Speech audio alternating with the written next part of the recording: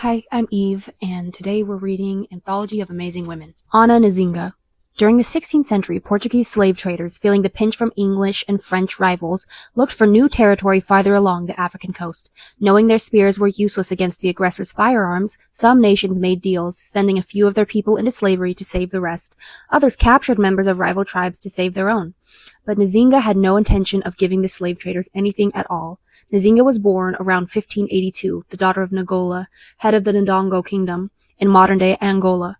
She and her brother Mbandi were trained in hunting, archery, diplomacy, and trade. Nzinga excelled, even learning Portuguese from a priest her father had captured. Nagola started a campaign against the Portuguese colonialists, and when he died, Mbandi became king. The Portuguese suggested a treaty with Mbandi, and Nzinga was sent to conduct negotiations. She was reluctant. She didn't see why she should deal with slave traders. She was further insulted when the governor sat on a large throne and she was given a mat on the floor. Furious, she made one of her servants kneel on the mat and sat on him. The talks went well, but it wasn't long before the Portuguese went back on their word and the slave traders returned to their old tricks. In 1626, Mbandi died. Nzinga became king. She refused to let her subjects call her queen. When the Portuguese increased their attacks and burned her city, Nzinga retreated to the mountains to regroup. She founded a new kingdom, Matamba, and began a war.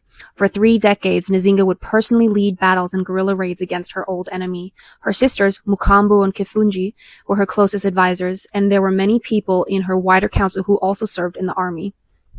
There were many women in her wider council who also served in the army. Nzinga offered sanctuary to runaway slaves and Portuguese-trained African soldiers. She sent ambassadors through West and Central Africa, hoping to create a coalition of African armies. Nzinga found a temporary ally in the Dutch, and the combined forces expelled the Portuguese out of Angola, but she was soon forced back into Matamba. Nzinga changed her approach, now concentrating on building her kingdom as a trading power, though she would still lead her troops into battle when necessary. She died in 1661, at the age of 81, having built a nation who could trade with Europeans on equal terms. She was laid to rest in her leopard skins with her bow over her shoulder and arrows in her hand. Good night.